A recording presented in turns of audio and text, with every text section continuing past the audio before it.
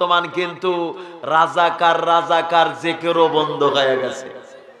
কি রাজাকার রাজাকার বলে চিল্লা চিল্লি হতো ওই শাহবাগের ময়দানে, কি রাজাকার রাজাকার, ফাঁসি চাই। এখন ফাঁসি কোন দিকে যায় একটু হিসাব করো।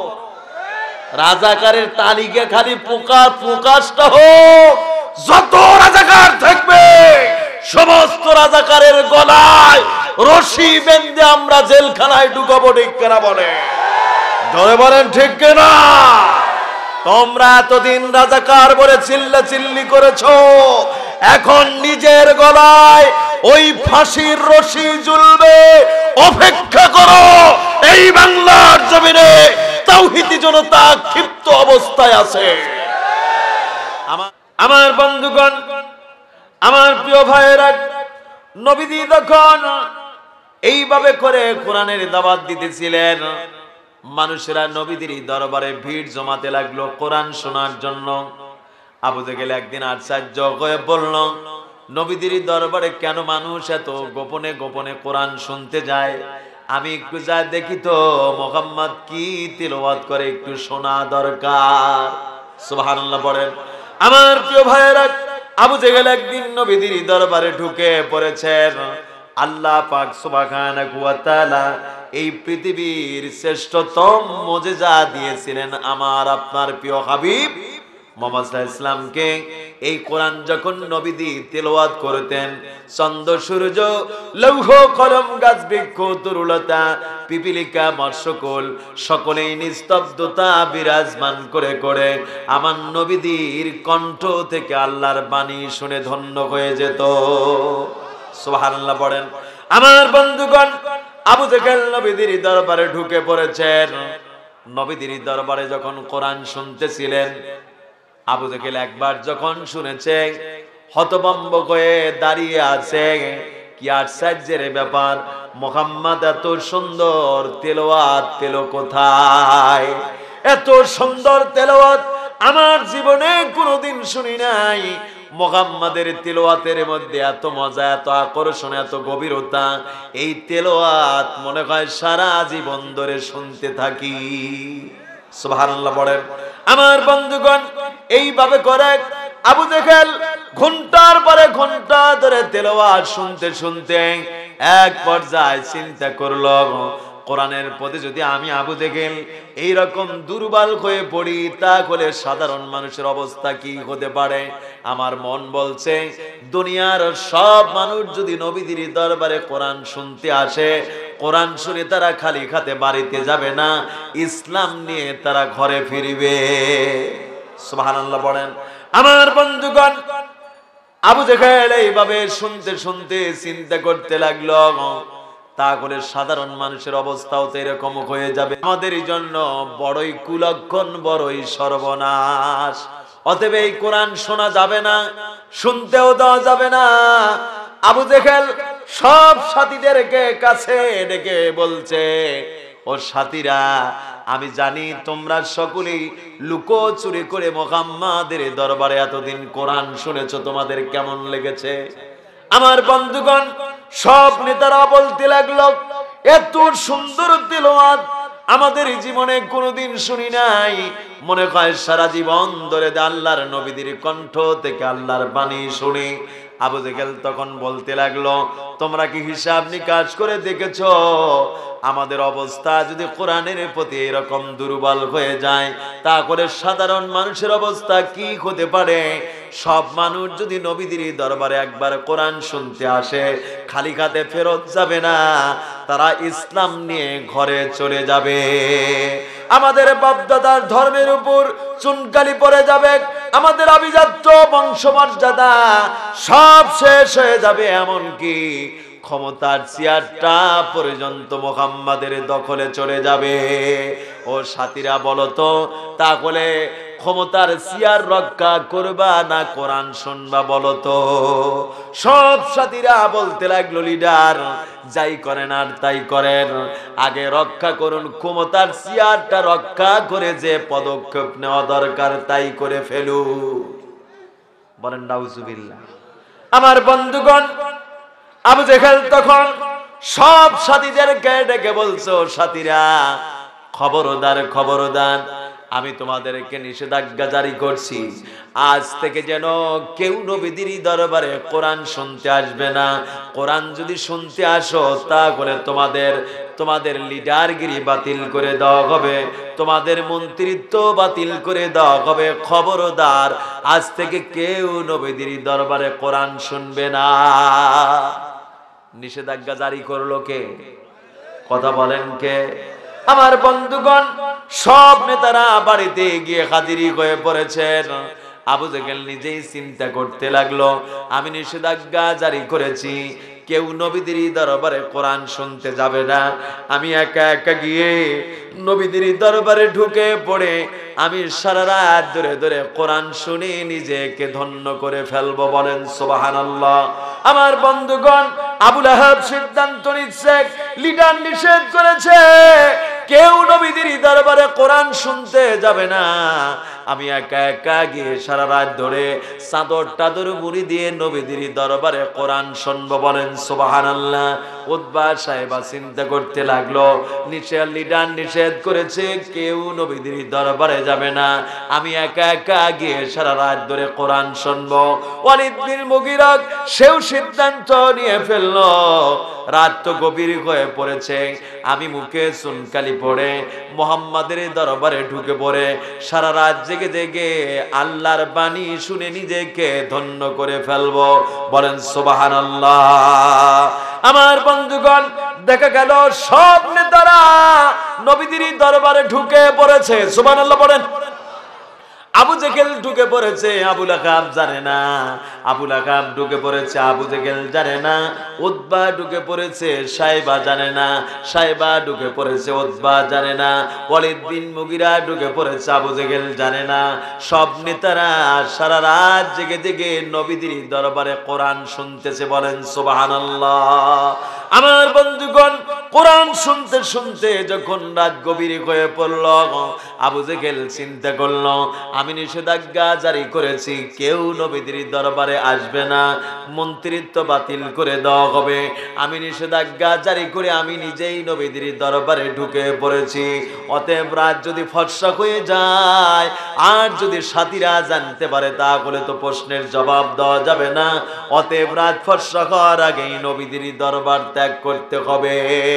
আবু লাহাব চিন্তা করছে, এত রাত হয়ে পড়েছে, রাত যদি ফর্সা হয়ে যায়, লিডারের কথা অমান্য করে চাদর মুড়ি দিয়ে নবীদের দরবারে কোরআন শোনার জন্য আগমন করেছি, যদি লিডার জানতে পারে তাহলে তো মন্ত্রিত্ব বাতিল করে দিবে।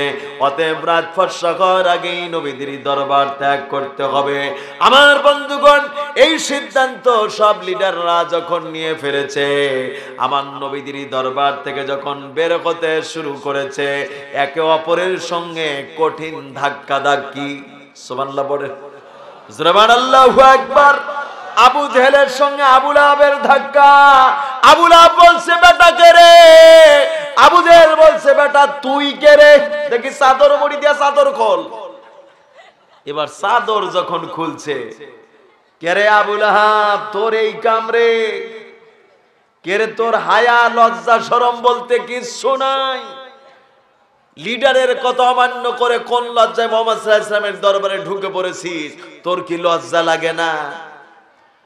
আবু লাহাব তখন আবু জেহেলকে বলছে, লিডার সোপার আওয়াজ একটু ঘুমাও, তোমার লজ্জা শরম তো দেখলাম, তুমি নিষেধাজ্ঞা জারি করে তুমি কোন লজ্জায় মুহাম্মদ সাল্লাল্লাহু আলাইহি ওয়াসাল্লামের দরবারে ঢুকে পড়েছো?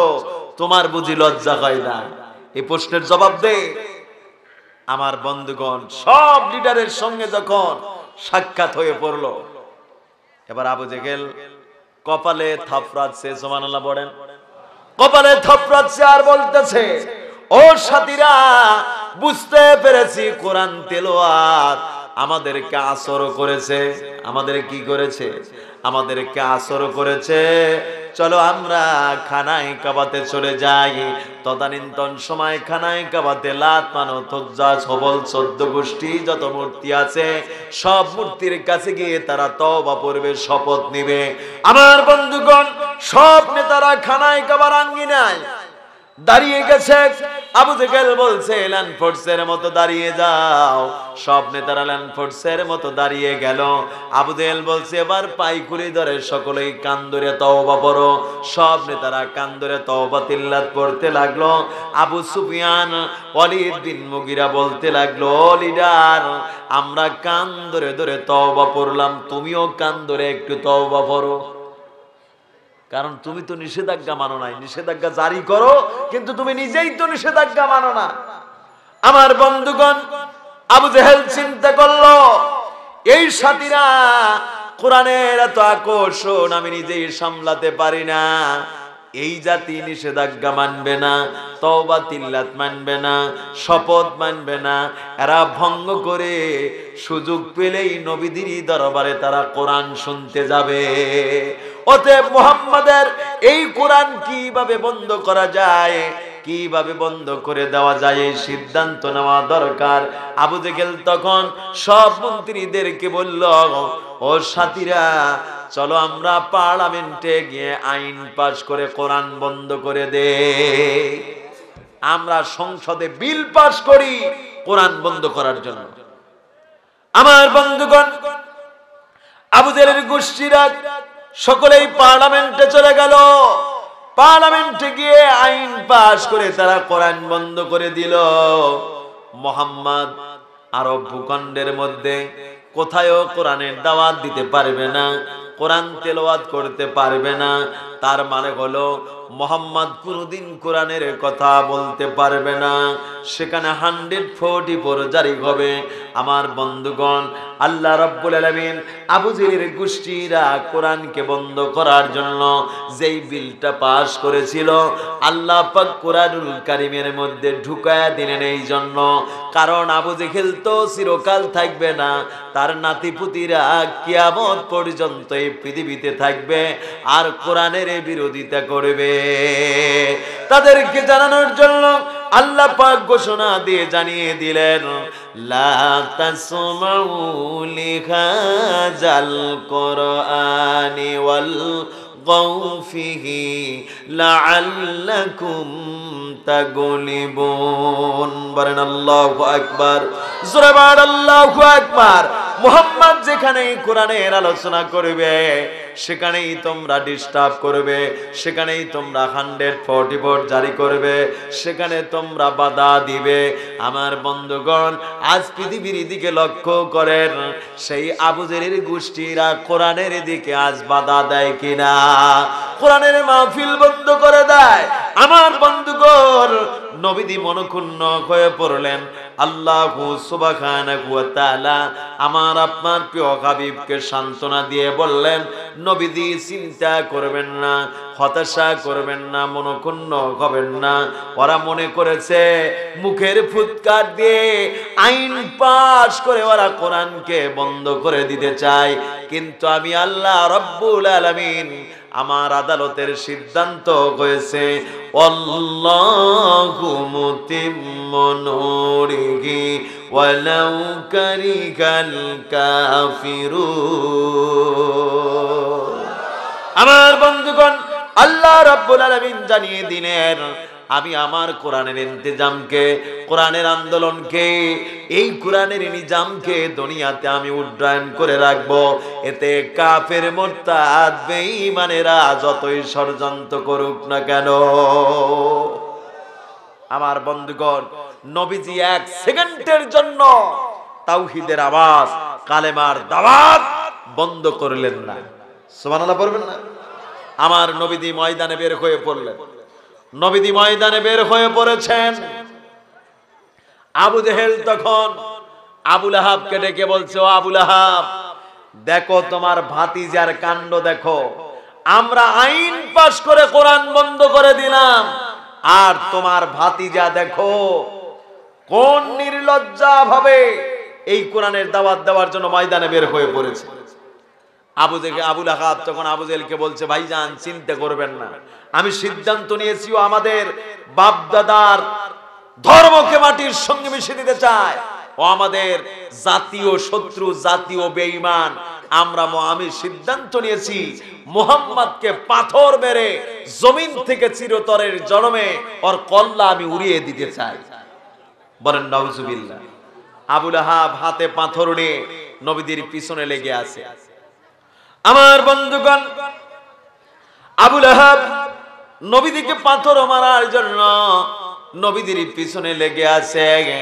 আমার নবীদি কালেমার দাওয়াত ময়দানে ঘোষণা করে দিলেন। আবু লাহাব নবীদিকে পাথর মারার জন্য যখনই হস্ত সম্প্রসারণ করেছে, আল্লাহ রাব্বুল আলামিন আবু লাহাবের উপর কি ধরনের লানত দিলেন সূরাতুল লাহাবের তাফসীর পড়ে দেখবেন।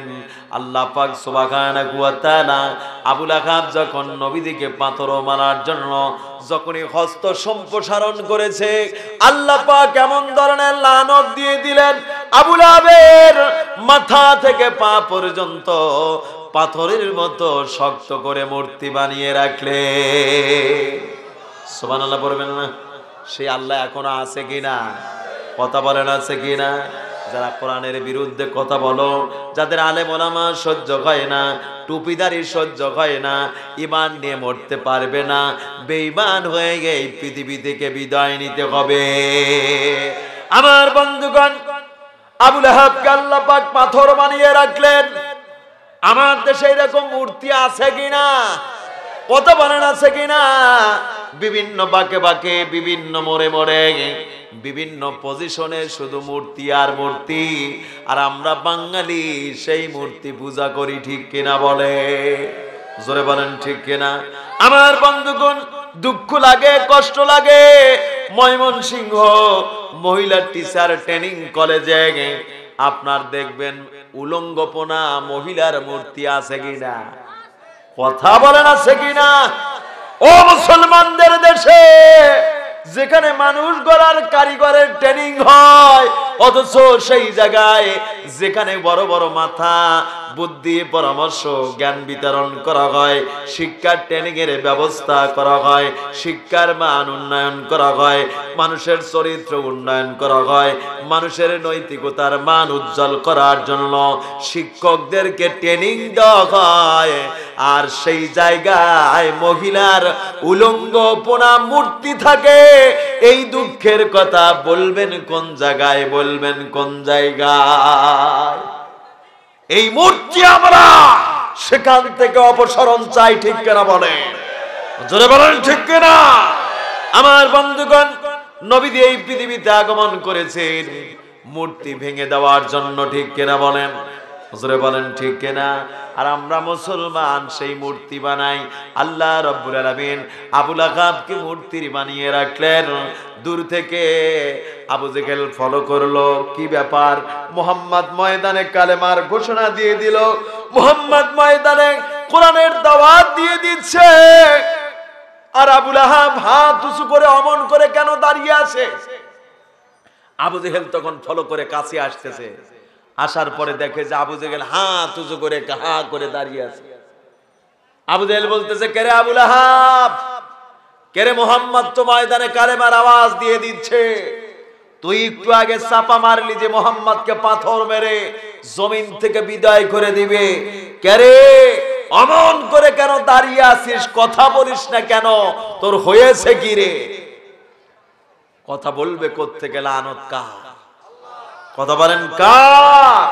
আমার বন্ধুগণ, আবু জেহেল কাছে এসে গায়ে যখন হাত দিয়েছে, কান তো সারা একেবারে পাথরের মতো কঠিন শক্ত হয়ে আছে। সুবহানাল্লাহ পড়বেন না? আমার বন্ধুগণ, আবু জেহেল এই দৃশ্য দেখার সঙ্গে সঙ্গে ভয়ে থরথর করে কাঁপতেছিল। কলিজার মধ্যে থরবরে শুরু হয়ে গেল, কারণ বুঝতে পেরেছে মুহাম্মাদের সঙ্গে বেয়াদবি করার জন্য আল্লাহ রাব্বুল আলামিন আবু লাহাবকে এই ধরনের লানত দিয়েছে। ভয়ের ঠেলায় আবু জেহেল আবার নবীদিকে ডাকাডাকি করছে, ও মুহাম্মদ, ও মুহাম্মদ, তুমি কাছে আসো, মুহাম্মদ কাছে আসো। আমার নবীদি তখন কাছে আসলেন। আবু জেহেল তখন আমার নবীদিকে বলতে লাগলেন, ও মুহাম্মদ, তোমার চাইতে ভালো মানুষ আল্লাহর জমিনে কেউ নাই। আমার বন্ধুগণ, আমার নবীদি তখন চোখের পানি ফেলে বেকুল কণ্ঠে কেঁদে কেঁদে বলতে লাগলেন, চাচাজি তোমাদের মুখ দ্বারা কত ধরনের কথাই না বের হয়, সকালবেলা একরকম আর বিকাল বেলা একরকম। ও চাচা বলো তো, আমার বয়স যখন 10 বছর ছিল তখন তোমরা আমার মাথায় হাত বুলাইয়া আদর করে করে আমারে শ্রেষ্ঠ সন্তান বলে ঘোষণা দিয়েছিলে। শুধু তাই নয় চাচা, আমারে তোমরা এমন একটা আলামিন খেতাব প্রদান করেছিলে। চাচা বলো তো, এই 40টি বছর ধরে তোমরা আমারে আলামিন বলে ডেকেছিলে। ও চাচা বলো, 40 বছর পরে যখন কোরআন নাজিল হয়ে গেল, এই কোরআন কি আমার কোনো বানানো কিতাব? এই কোরআনের দাওয়াত কি আমার কোনো বানানো দাওয়াত? ও চাচা বলো তো, এই দাওয়াত যখন নিয়ে আসলাম, কেন তোমরা আমারে জাদুকর বললে, আমারে পাগল বললে, আমারে গণক বললে, আমারে পিশাচ বললে, আমারে জাদুকর বললে, আমারে লেজ কাটা বললে? কত মিথ্যা অপবাদ দিয়ে জাতির কাছে তোমরা আমারে খেয়ে প্রতিপন্ন করতে চাও।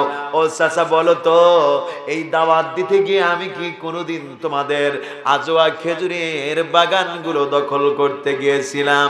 ও চাচা বলো তো, এই দাওয়াত দিতে গিয়ে আমি কি কোনোদিন তোমাদের বাবলা পিঠাগুলো দখল করতে গিয়েছিলাম? ও চাচা বলো তো, এই দাওয়াত দিতে গিয়ে আমি কি কোনোদিন তোমাদের মাথায় বাড়ি মারতে গিয়েছিলাম? ও চাচা বলো তো, এই দাওয়াত দিতে গিয়ে আমি কি কোনোদিন তোমাদের অসম্মান করেছিলাম? ও চাচা বলো তো, আমার কি অপরাধ তোমরা আমারে পাথর মেরে মেরে জমিন থেকে বিদায় করতে চাও? আমার বন্ধুগণ, এবার আবু জেহেল লজ্জা পেয়ে মুখটা মলিন করে ভয়ে থরথর করে কেঁপে কেঁপে বলছে, ও মুহাম্মদ, আবুল আহাব একটি বারের জন্য ভুল করেছে, তুমি আবুল আহাব তোমার চাচাকে একটি বারের জন্য তুমি মাফ করে দাও। আমার বন্ধুগণ, আমার নবীদের চাইতে শ্রেষ্ঠতম দয়াশীল, মায়াশীল, করুণাশীল মানুষ কিন্তু এই পৃথিবীতে আর কেউ নাই। ঠিক কিনা বলেন? জোরে বলেন ঠিক কিনা? আমার বন্ধুগণ, আমার নবীদি আবুল আহাবকে মাফ করে দিলেন, কিন্তু আবুল আহাব লানত থেকে মুক্তি পায় না।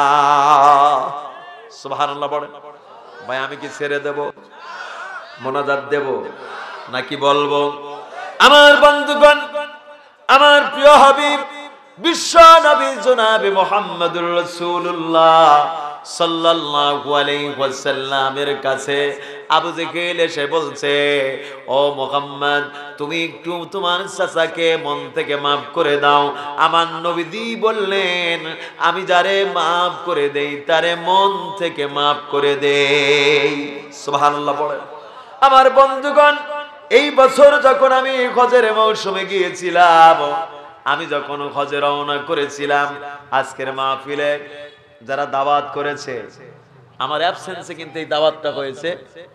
আমার বাড়ি আলী এই দাওয়াতটা নিয়েছিলেন। সুবহানাল্লাহ পড়েন। আমি তখন হজে গিয়েছিলাম। তারপরে আগামীকাল যিনি প্রধান মেহমান, মাওলানা গোলাম আজম, আন্তর্জাতিক খ্যাতি সম্পন্ন মুফাসসিরে কোরআন, আমার বন্ধুবর, আমরা একসাথেই হজে গিয়েছিলাম। সুবহানাল্লাহ পড়বেন না? জুরবান আল্লাহু আকবার।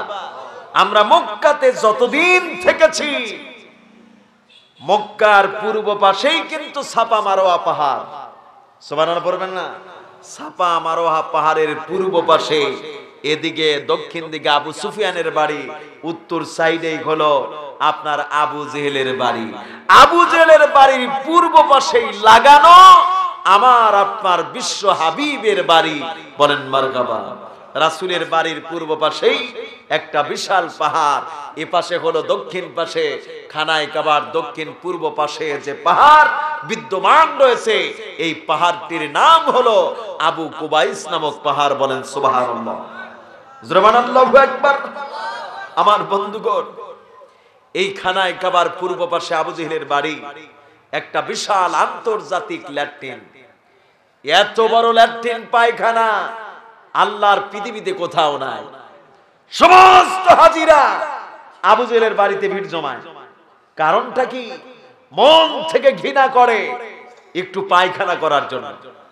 আবু জেহেলকে তো কোনোদিন দেখা যায় না, এই পিশাচ নরপশু আমার আপনার প্রিয় হাবিবকে সবচাইতে বেশি জ্বালা যন্ত্রণা করেছিল, ঠিক কিনা বলেন? জোরে বলেন ঠিক কিনা? আমার বন্ধুগণ, অমনটির সময় নবীদের বাড়ির কাছে দক্ষিণ সাইডে এসে ওখানে দাঁড়ায়া মনে পড়ে গেল আবু জেহেলের গোষ্ঠীরা আমার নবীদিকে ঘর থেকে একদিন জ্যোৎস্না রাতে ডেকে ডেকে বলল, মুহাম্মদ বের হয়ে আসো। আমার বন্ধুগণ, নবীদি ঘর থেকে বের হয়ে আসলেন। অমনটির সময় পূর্ণিমা চন্দ্রের রাত। আবু জেহেল আমার নবীদিকে বললেন, মুহাম্মদ তুমি যদি সত্য নবী হয়ে থাকো, ওই দেখো আকাশে চন্দ্র দেখা যায়, চন্দ্র দ্বিখণ্ডিত করে দেখাও। সুবহানাল্লাহ পড়েন। আমার বন্ধুগণ, এইভাবে করে আমার আপনার প্রিয় হাবিবকে কত ধরনের তারা হয়রানি করেছিল, প্রশ্ন করেছিল। আমার নবীদি বিরক্ত বোধ হন নাই। আমার প্রিয় হাবিব অমনটির সময় শাহাদতি আঙ্গুলি আকাশের দিকে উত্তোলন করলেন আর ইশারা দিতে লাগলেন, শাতিশ সাজারো নাতাকাল হিজারো শাক্কাল কামারু বিইশারাতিহি। নবীজি যখন চন্দ্রের দিকে ইশারা দিলেন, চন্দ্র সঙ্গে সঙ্গে দ্বিখণ্ডিত হয়ে যায়। সুবহানাল্লাহ বলেন। আমার প্রিয় ভাইয়েরা, আবু জেহেলের গোষ্ঠীরা স্বচক্ষে দেখার পরে তারা মেনে নেওয়া তো দূরের কথা, কি ধরনের উক্তি পেশ করতে লাগলো। মুহাম্মদ কত বড় জাদুকর, আমাদের চক্ষুগুলো ধাঁধা লাগিয়েছে। বলো তো এই পৃথিবীর কি কারো সম্ভব ওই আকাশের চন্দ্র কি দ্বিখণ্ডিত করে দিতে পারে? আমার বন্ধুগণ, অমনটির সময় আল্লাহ পাক সুবহানাহু ওয়া তাআলা আমার আপনার প্রিয় হাবিবকে বললেন, নবীজি চিন্তা করবেন না, ওরা আপনাকে জাদুকর বলে, কিন্তু আমি আল্লাহ রাব্বুল আলামিন আমি আপনাকে প্রেরণ করেছি। ওয়ামা আরসালনাকা ইল্লা রাহমাতাল লিল আলামিন। আমার বন্ধুগণ, আমি আপনাকে গোটা বিশ্ববাসীর জন্য রহমত করে প্রেরণ করেছি।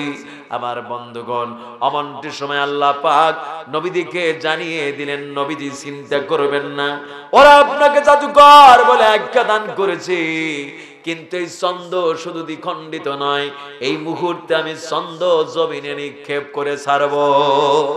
সুবহানাল্লাহ পড়েন। আমার বন্ধুগণ, আল্লাহ রাব্বুল আলামিন আবু জেহেলের গোষ্ঠীরা তাকিয়ে আছে। আল্লাহ পাক চন্দ্রকে দ্বিখণ্ডিত করে একটি অংশ নিক্ষেপ করলেন কাইকাইন পাহাড়ের উপর, আর একটি অংশ নিক্ষেপ করলেন আবু কুবাইস নামক পাহাড়ের উপর। সুবহানাল্লাহ পড়েন।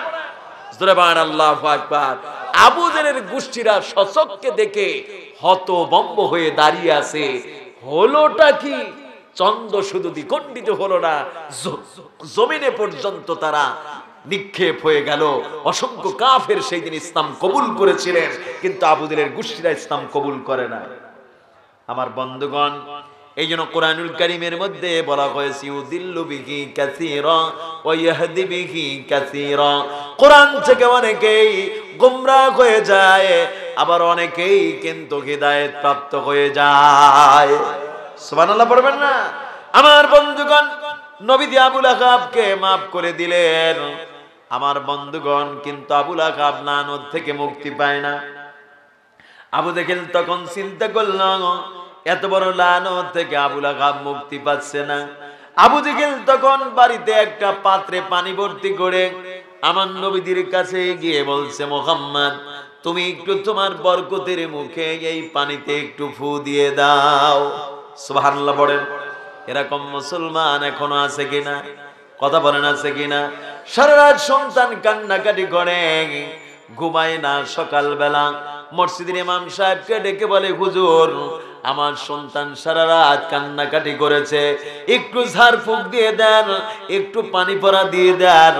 ইমাম সাহেব ঝাড়ফুঁক দিয়ে দেয়, পানি পড়া দিয়ে দেয়, সন্তান ভালো হয়ে যায়। 2 দিন পরে ওই মানুষটি হুজুরের বিরোধিতা করে কিনা? কথা বলেন, করে কিনা? ভাই কারে হুজুর তোর খবর কি রে? তুই বলে রাজাকারের পক্ষে কথা বলিস, এরকম আছে কিনা? আমার বন্ধুগণ, বর্তমান কিন্তু রাজাকার রাজাকার জিকিরও বন্ধ হয়ে গেছে। কি রাজাকার রাজাকার বলে চিল্লা চিল্লি হতো ওই শাহবাগের ময়দানে, কি রাজাকার রাজাকার, ফাঁসি চাই। এখন ফাঁসি কোন দিকে যায় একটু হিসাব করো। রাজাকারের তালিকা খালি প্রকাশটা হোক, যত রাজাকার থাকবে সমস্ত রাজাকারের গলায় রশি বেঁধে আমরা জেলখানায় ঢুকাবো, ঠিক কিনা বলে? ধরে বলেন ঠিক কিনা? তোমরা এতদিন রাজাকার বলে চিল্লা চিল্লি করেছো, এখন নিজের গলায় ওই ফাঁসির রশি ঝুলবে। অপেক্ষা করো, এই বাংলার জমিনে তাওহীদি জনতা ক্ষিপ্ত অবস্থায় আছে। আমার বন্ধুগণ,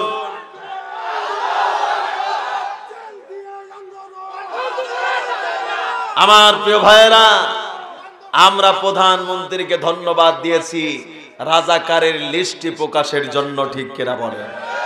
জোরে বলেন ঠিক কিনা? তিনি আরো সিদ্ধান্ত নিয়েছেন আমার দেশের কিছু চান্ডালের দলেরা, ওই সকল নরপশু বেঈমান যারা ইসলাম সহ্য করতে পারে না, এই বাংলাদেশে ইসলামিক রাষ্ট্র প্রতিষ্ঠা করতে দেয় না, সেই সকল কিছু নাস্তিকদেরকে চিহ্নিত করে লিস্টি করার সিদ্ধান্ত নিয়েছে। আমরা সিদ্ধান্ত নিয়ে ফেলেছি, আমরা ধন্যবাদ দিয়েছি প্রধানমন্ত্রীকে। আমার প্রিয় ভাইয়েরা, এই দেশে ও যে একটা প্রচলিত কথা আছে, জমি নষ্ট করে পানা আর গ্রাম নষ্ট করে কানা, এরকম কিছু কথা আছে না ভাই? আমাদের পাবনাতে বলে, জমি নষ্ট করলো পানা আর গ্রাম নষ্ট করলো কানা। আমার দেশে কিছু এই ধরনের পানা আর কানারা ইসলামকে জমিন থেকে বিদায় করতে চায়, ঠিক কিনা বলেন? জোরে বলেন ঠিক কিনা? পানা যখন বিদায় নেয় সব উলে উপড়ে যায়, ঠিক কিনা বলেন? জোরে বলেন ঠিক কিনা? কিন্তু ইসলামের শেকড় যত কাটতে যায় তত বৃদ্ধি পায়। সুবহানাল্লাহ পড়বেন না? এক কোরআনের বুলবুল আজ জেলখানায়, আল্লাহ পাক এই ময়দানে লক্ষ লক্ষ কোরআনের বুলবুল তৈরি করে দিয়েছেন, ঠিক কিনা বলেন? জোরে বলেন ঠিক কিনা? তার বাস্তব প্রমাণ হলো মিজানুর রহমান আল আজহারি, মামুনুল হক সাহেব, ঠিক কিনা বলে? তারেক মনোয়ার, ঠিক কিনা বলে? আমির হামজা, ঠিক কিনা বলে? কুয়াকাটার হাফিজুর রহমান, ঠিক কিনা বলে? এগুলো বাংলাদেশের তাওহীদবাদী জনতার কলিজার মশান, ঠিক কিনা বলে? জোরে বলেন ঠিক কিনা? এই বাংলাদেশ থেকে কোরআনের তাফসিরুল কোরআন বন্ধ করার শক্তি কারো নাই, কোরআনের আদর্শ মুছে দেওয়ার শক্তি কারো নাই।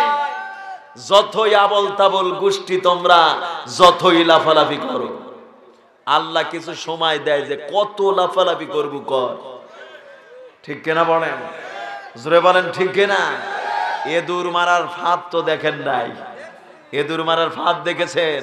আল্লাহ ওই রকম ফাঁদ কৌশল বানিয়ে রেখেছেন, কত লাফালাফি করবি কর, এই ফাঁদে যখন পড়বি তোর গোষ্ঠী শুদ্ধা শেষ হবি, জাহান্নাম ছাড়া কোনো পথ থাকবে না, ঠিক কিনা বলেন? জোরে বলেন ঠিক কিনা? আমার বন্ধুগণ, আমি যে কথা বলতেছিলাম, নবীজি মাফ করে দিলেন, আবু লাহাব লানত থেকে মুক্তি পায় না। পানি পরা নিতে গেল কার দরবারে? আবু জেহেল পানি পরা নিতে গেল কার দরবারে? বিশ্ব নবীর দরবারে।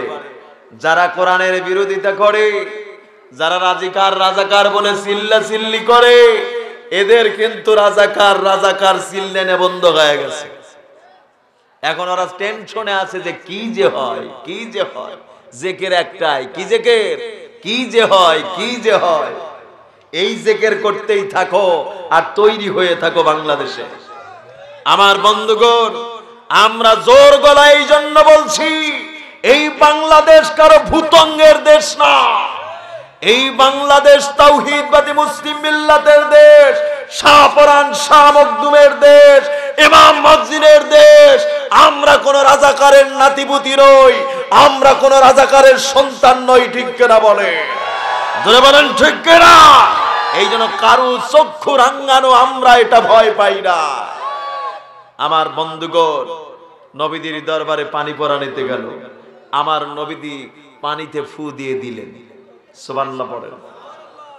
আমার বন্ধুগণ, আবু জেহেল নবীদের দরবারে পানি পরা নিয়ে আসলো। আবু লাহাবের মাথায় পাইকুরি ডলে পানি ঢালা শুরু করেছে। এক পর্যায়ে পানি ঢালতে ঢালতে আবু লাহাব লানত থেকে মুক্তি পেয়ে গেল। বলেন সুবহানাল্লাহ। এত বড় লানত থেকে মুক্তি পেল।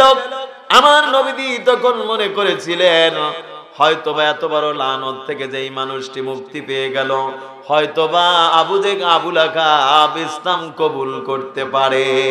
কিন্তু চোরে কোনোদিন শোনে না ধর্মের কাহিনী, ঠিক কিনা বলেন? জোরে বলেন ঠিক কিনা?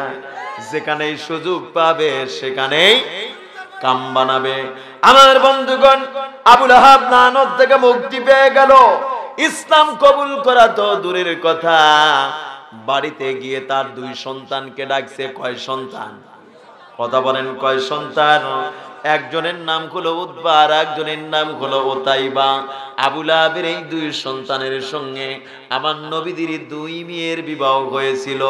আমার বন্ধুগণ, আবু লাহাব তখন 2 সন্তানকে কাছে ডেকে আদর করে বলছে, বাবা গো, তোমরা তো জানো না আজকে কিন্তু ওই মুহাম্মদ আমারে জাদু করে পাথর বানায়া হত্যা করতে চেয়েছিল বাবা। আমি কিন্তু কোনো মতো সেখান থেকে বেঁচে এসেছি। বাবা, আমি তোমাদেরকে ওসিয়ত করতে চাই, মুহাম্মাদের সঙ্গে আজ থেকে আমাদের কোনো সম্পর্ক নাই, মুহাম্মাদের সঙ্গে আমাদের কোনো আত্মীয়তা নাই, আমাদের বাপ দাদার ধর্ম ছিন্ন ভিন্ন করতে চাই, মুহাম্মদ হলো আমাদের জাতীয় শত্রু। বলেন নাউজুবিল্লাহ। দেখেন কি বোম্বাইটার দল, লানত থেকে মুক্তি পেল, তারপরে হুঁশ নাই, লজ্জা নাই। আমার বন্ধুগণ, এরকম লানত প্রাপ্ত আমার দেশে আছে কিনা? কথা বলেন, আছে কিনা? মরার ঘর থেকে ফিরে আসে, তারপরে ইসলামের বিরুদ্ধে কিছু আবল তাবল বলে কিনা? চাপা কিন্তু ঘুমে নাই, ঠিক কিনা বলে? মরার ঘর থেকে আল্লাহ ফিরে নিয়ে আসলো, তারপরে চাপা কমে নাই। আল্লাহ কইছে তোর চাপা থাকবে, তোর চাপার বাটাম ফাটাবো তখন যখন কবরে আসবে। ঠিক কিনা বলেন? জোরে বলেন ঠিক কিনা? আমার বন্ধুগণ, আবু লাহাবের চাপার আওয়াজ কমছে না। 2 সন্তানকে ওসিয়ত করে বলছে, বাবা আমি তোমাদেরকে ওসিয়ত করতে চাই। 1 নম্বর ওসিয়ত হলো তোমরা মুহাম্মাদের 2 মেয়েকে তালাক দিয়ে ঘাড় ধাক্কা দিয়ে বাড়িতে পাঠিয়ে দিবে। আর 2 নম্বর ওসিয়ত হলো বাড়ির আঙ্গিনায় যে কাঁটাওয়ালা পাথরগুলো রয়েছে, এই পাথরগুলো নিয়ে তোমরা মুহাম্মাদকে যেখানেই পাবে সেখানেই তোমরা পাথর বেরে মুহাম্মাদকে হত্যা করে ফেলবে। আমার বন্ধুগণ, 2 সন্তানের মধ্যে 1 সন্তান বড় ভাইকে বলছে, ভাইজান বাবার কথা কিন্তু আমার মোটেও বিশ্বাস হচ্ছে না। এখন বড়জন ছিল বাবার মতো ঘাড় তেরিয়া, কি তেরিয়া, ইসলাম বিদ্বেষী বাবা যেরকম, এই বড়টা ওই রকম। ছোট ভাই এক ধমক দিয়ে বলছে, বেদব, মুহাম্মদ বাবাকে এরকম জাদু করে পাথর বানায় হত্যা করতেছে, আর তুই বলিস কি রে? চল তাড়াতাড়ি বাবার ওসিয়ত পালন করি, মুহাম্মাদের 2 কন্যা চল বিদায় দেই, তালাক দিয়া।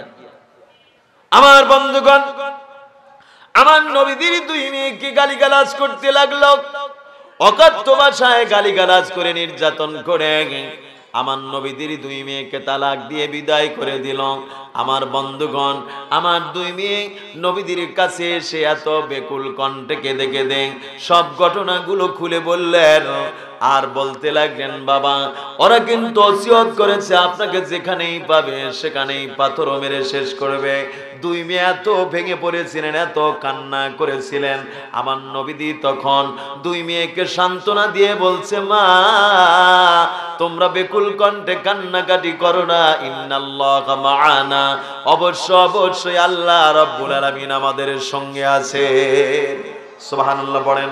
আমার বন্ধুগণ, অমনটির সময় আবু লাহাবের 2 সন্তান হাতে পাথর নিয়ে ডাকাডাকি করেছে, এ মুহাম্মদ, কই রে মুহাম্মদ, এ মুহাম্মদ, এত বড় সাহস কোথা থেকে পেয়েছো?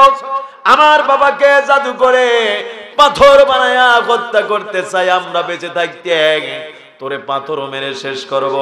আমার নবী তিনি স্তব্ধতা বিরাজমান করে দাঁড়িয়ে আছে, কোনো কথা বলছেন না। এমনটি সময় আবু লাহাবের সন্তান নবীদিকে পাথর মারার জন্য যখনই হস্ত সম্প্রসারণ করতে যায়, হাতে কোনো শক্তি পায় না, বুকে কোনো সাহস পায় না। বলেন সুবহানাল্লাহ, সুবহানাল্লাহু আকবার। আমার বন্ধুগণ, এই অবস্থা যখন সৃষ্টি হলো, এবার ছোট ভাই বড় ভাইকে বলছে, খবরদার, খবরদার, মুহাম্মদকে পাথর মারবে না। আমি তোমাকে ভালোভাবে বলছি, বাবা যা বলছে সব মিথ্যা বলছে। মুহাম্মাদের চাইতে শ্রেষ্ঠতম মানুষ আল্লাহর জমিনে কেউ নাই। আমি এই মুহূর্তে তোমারে সাক্ষী রেখে তাওহীদের কালেমা পড়ে ইসলাম কবুল করে নিলাম। আমার বন্ধুগণ, এবার বড় ভাই বলতে লাগলো, ও কুলক্ষণ সর্বনাশা, বাবার ওসিয়ত ফলো করলি না, বাবার আদেশকে অমান্য করে মুহাম্মাদের দলভুক্ত হয়ে গেলি রে। আমার বন্ধুগণ, এবার বড় ভাই নবীদিকে আবার পাথর মারতে যায়, হাতে কোনো শক্তি পায় না, বুকে কোনো সাহস পায় না। অন্তত মনে করলো নবীদের মুখে একটু থুতু মেরে বাবার কাছে চলে যায়। আমার নবীদের কাছে যখন থুতু মারার জন্য মুখের কাছে এগিয়ে গিয়েছে, এমনটি সময় আল্লাহ রাব্বুল আলামিন জিবরাইল আমিনকে বললেন, জিবরাইল রে, আমার নবীদের মুখের উপর তুমি পর্দা করে দাও। আবু লাহাবের নাপাক সন্তানের এই নাপাক থুতু যেন নবীদের মুখে যেন স্পর্শ না করে। জিবরাইল পর্দা করে দিলেন। এমনটি সময় আবু লাহাবের সন্তান যখন থুতু মারতে শুরু করলো, আমার নবী এত কষ্ট পেয়েছিলেন, আকাশের দিকে মুখ করে তিনি বদদোয়া জানালেন, আল্লাহ, আবু লাহাবের সন্তান যেভাবে আমারে কষ্ট দেয়, আমার মেয়েকে নির্যাতন করলো, তালাক দিয়ে ঘাড় ধাক্কা দিয়ে বাড়িতে ফিরে দিল, ইসলামকে জমিন থেকে চিরতরের জরনের মাটির সঙ্গে মিশে দিতে চায়, আমাকে হত্যা করতে চায়। আল্লাহ, তোমার কাছে ফরিয়াদ করে বলি, আবু লাহাবের সন্তানকে তুমি বাগে খেয়ে হজম করে দেয়। সুবহানাল্লাহু আকবার। নবীজি বদদোয়া করলেন, আল্লাহ, আবু লাহাবের সন্তানকে যেন বাগে খেয়ে হজম করে দেয়। নবীজির দোয়া করতে দেরি হয়, কিন্তু কবুল হতে দেরি হয় না, ঠিক কিনা বলেন? আমার বন্ধুগণ, নবীজি যখন এই বদদোয়া করলেন, আবু লাহাবের সন্তান তখন ভয়ে দৌড়াতে লাগলো। বাড়িতে গিয়ে ভয়ের ঠেলায় চিৎপাটাং হয়ে পড়ে গেছে। আবু লাহাব তখন সন্তানের কাছে এসে বলছে, বাবারে, আমি বুঝতে পেরেছি তুমি মুহাম্মদকে চিরতরের জনমে জমিন থেকে বিদায় করে দিয়েছো, তুমি মুহাম্মদকে হত্যা করে হাঁপিয়ে পড়েছো। বাবা, তোমার কলিজার মধ্যে একটু ভীতি সঞ্চারিত হয়েছে। ও বাবা বলো তো, ও বাবা বলো তো, মুহাম্মদকে তুমি কেমনে হত্যা করলে? এবার আবু লাহাবের সন্তান আবু লাহাবকে বলছে, বাবা, মুহাম্মদকে হত্যা করার মতো মানুষ এই পৃথিবীতে কেউ নাই। ও বাবা, আমি যখন নবীদিকে পাথর মারতে যাই, হাতে কোনো শক্তি পাই না, বুকে কোনো সাহস পাই না। বলেন মারহাবা, জোরে বান মারহাবা। বাবা তখন বলছে, বেটা বলো কি? কয়, হ বাবা, ওই ছোটটা ইসলাম কবুল করছে, মুহাম্মাদের ওটি আছে। সুবহানাল্লাহ পড়বেন না? আমার বন্ধুগণ, আবু লাহাব তখন চিন্তা করছে, তো সব সানানপাতি শেষ হবে, মুহাম্মাদের বদদোয়া তো কিন্তু বৃথা যাবে না। আমার ভাইয়েরা, সন্তান আবু লাহাবের কাছে সমস্ত ঘটনা খুলে বললেন। আবু লাহাব তখন বলতে লাগলো, ও উতবা, তুমি যদি প্রাণে বাঁচতে চাও, তাহলে মক্কা মদিনা তোমারে ছেড়ে যেতে হবে। বাবা, যদি প্রাণে বাঁচো তাহলে মক্কা মদিনা ছাড়ো। কি আহাম্মকের বাচ্চা ছিল দেখেন, মনে করেছিল যে মুহাম্মাদের বদদোয়া শুধু মক্কা মদিনার মধ্যেই থাকবে। আমার প্রিয় ভাইয়েরা, আবু লাহাবের সন্তানকে হেফাজতে রাখার জন্য এক নয়, দুই নয়, 160 জন সেনাপতি মোতায়েন করেছিল। কতজন? 160 জন সেনাপতি মোতায়েন করে পাঠিয়ে দিল সিরিয়া এলাকার সবচাইতে উঁচু পাহাড়ের উপর তারা জায়গা করে নিয়েছিল, সেখানে তারা বসবাস করবে, ব্যবসা বাণিজ্য করবে, কারণ টাকার তো অভাব ছিল না, নাকি বলেন আমার বন্ধুগণ। কিন্তু দেখেন আল্লাহর কি খেলা। ভাই আমি কি শেষ করব? আমি কি শেষ করব? আমার বন্ধুগণ একটু জিকির করি লা ইলাহা, জোরে লা ইলাহা ইল্লাল্লাহ সুবহানাল্লাহ,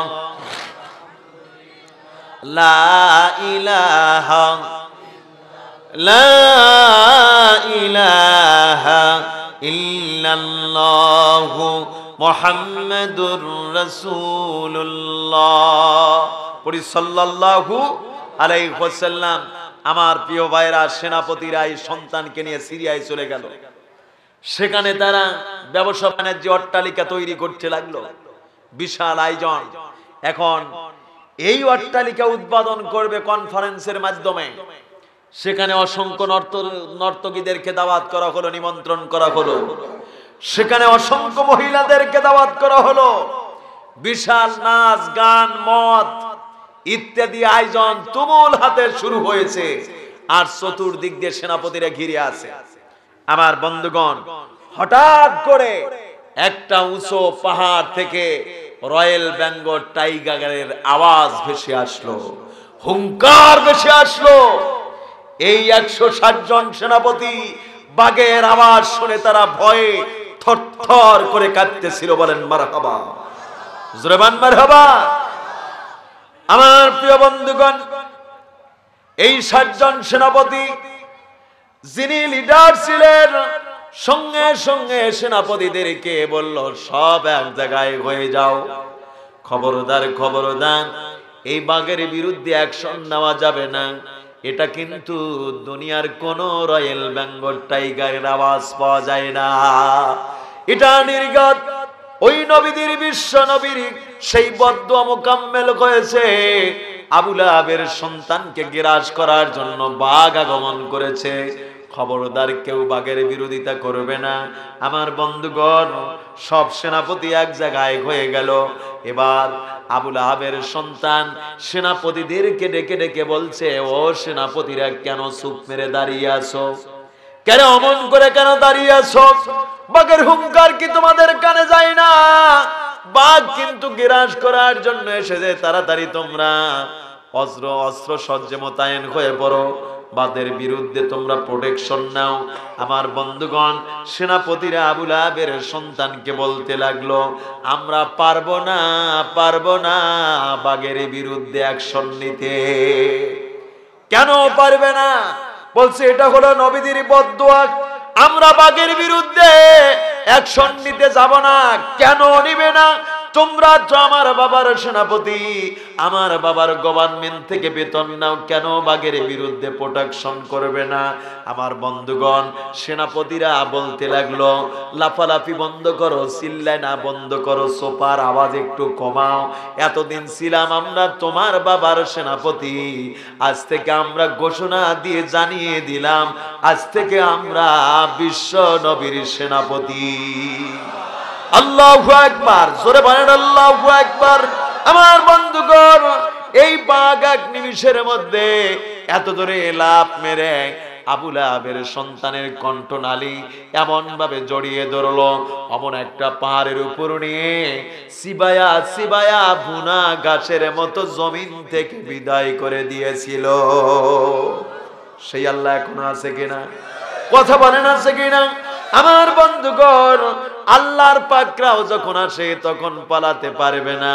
গজব নিয়ে বেঈমান হয়ে জমিন থেকে বিদায় নিতে হবে, ঠিক কিনা বলেন? জোরে বলেন ঠিক কিনা? আমার ভাইরা, এই 60 জন, এই 160 জন সেনাপতি সকলেই রওনা করলো মদিনার দিকে। সুবহানাল্লাহ বলেন। আমার বন্ধুগণ, সবাই রওনা করেছে মসজিদে নববীর দিকে। আমার নবী তাহাজ্জুদ নামাজ পড়ার জন্য মসজিদ নববীর মধ্যে তিনি জায়নামাজ বিছিয়ে বসে আছেন। অমনটি সময় এই সেনাপতি সকলেই মসজিদে নববীর মধ্যে ঢুকে পড়লেন। নবীদের চতুর্দিক দিয়ে তারা গোল করে বসে আছে। সুবহানাল্লাহ বলেন। আমার বন্ধুগণ, আমার নবী এমন দৃশ্য দেখতে পারলেন, সবার মাথায় পাগড়ি পরা অবস্থা, সুবহানাল্লাহ বলেন। আমার বন্ধুগণ, নবীজি যখন তাদের দিকে নজর করলেন, নবীজি চিনতে পারলেন এই সেনাপতিরা তো আবু জেহেলের সেনাপতি, আবু লাহাবের সেনাপতি। এরা মসজিদ নববীর মধ্যে এসে চতুর্দিক দিয়ে বসে আছে। বুঝতে পেরেছি জীবনের ভুল ধরা পড়েছে। আমার বন্ধুগণ, সব সেনাপতি বলতে লাগলেন, ইয়া রাসূলুল্লাহ, ইয়া হাবিবাল্লাহ, আপনি আবু লাহাবের সন্তানকে যেই ধরনের বদদোয়া করেছিলেন, আর সেই বদদোয়া মুকাম্মিল হয়েছে। আবু লাহাবের সন্তানকে বাগে গ্রাস করেছে, জমিন থেকে বিদায় করে দিয়েছে। আমাদের জীবনের ভুল ধরা পড়েছে। ইয়া রাসূলুল্লাহ, ইয়া হাবিবাল্লাহ, মাফ করে দেন, মাফ করে দেন, আর তাওহীদের কালেমা পড়া দেন, লা ইলাহা ইল্লাল্লাহু মুহাম্মাদুর রাসূলুল্লাহ।